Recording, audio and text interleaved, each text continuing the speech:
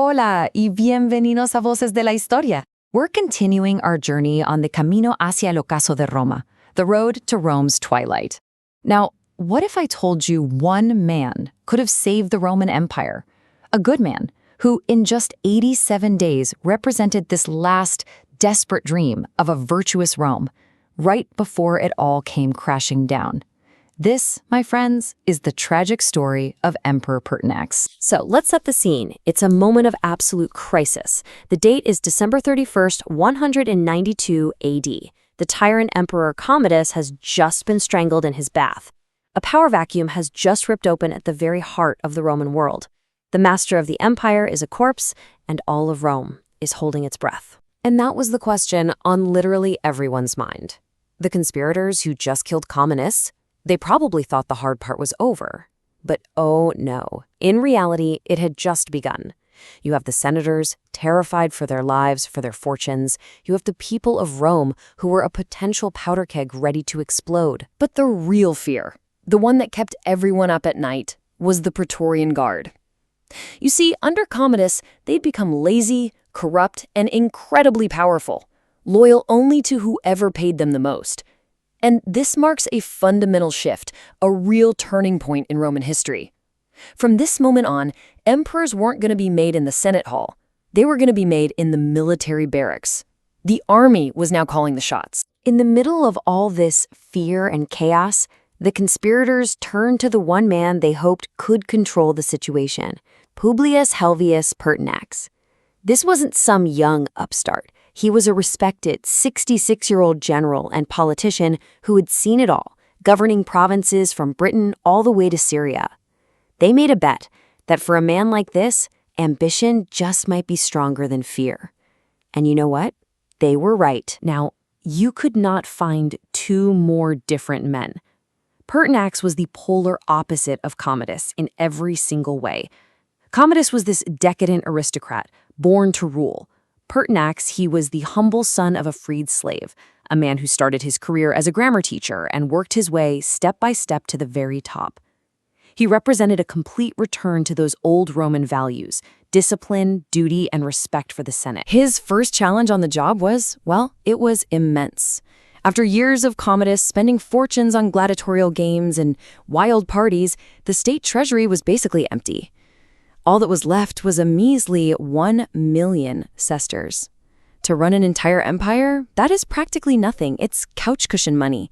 Rome was officially broke. So, does Pertinax panic? No, he doesn't waste a single second. He immediately launches this series of incredibly brave, totally necessary reforms to try and heal a broken Rome. He knew what he had to do: refill the treasury, whip the army back into shape, and most importantly, make sure the people were fed. It really was an impossible mission. And his method was just so direct and decisive. First thing, he slashes the palace budget by more than half. Then, he holds this legendary auction, selling off every single one of Commodus's extravagant possessions.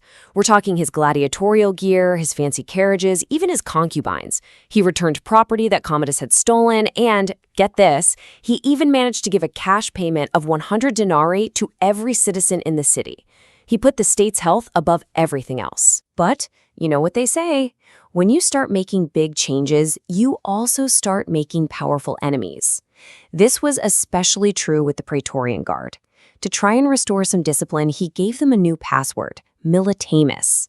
It means, let us fight, or put another way, let's actually do our jobs for a change. To these lazy, overpaid palace guards, this was a massive insult, a real slap in the face. And they did not forget it. And his downfall, it came so fast. He was held as emperor on New Year's Day. By early March, he was already putting down his first conspiracy. And by March 28th, it was all over. His entire reign, this frantic, desperate attempt to fix an entire empire, lasted a mere 87 days. So, what was his fatal flaw? What was the mistake? Well, he was an old school kind of guy. He truly believed that the position of emperor was sacred, that no one would dare physically harm the ruler of Rome. He just tragically misjudged how much the rules of the game had changed. He was playing by an old rulebook that nobody else was even reading anymore. So, on March 28th, a group of about 300 angry Praetorians, furious about their new discipline and pay cuts, had had enough. They stormed the palace. His advisors begged him to run, to hide, but Pertinax, true to his character, stood his ground. He decided to walk right out there and confront them, to try and reason with them. And here's the crazy part. He almost succeeded.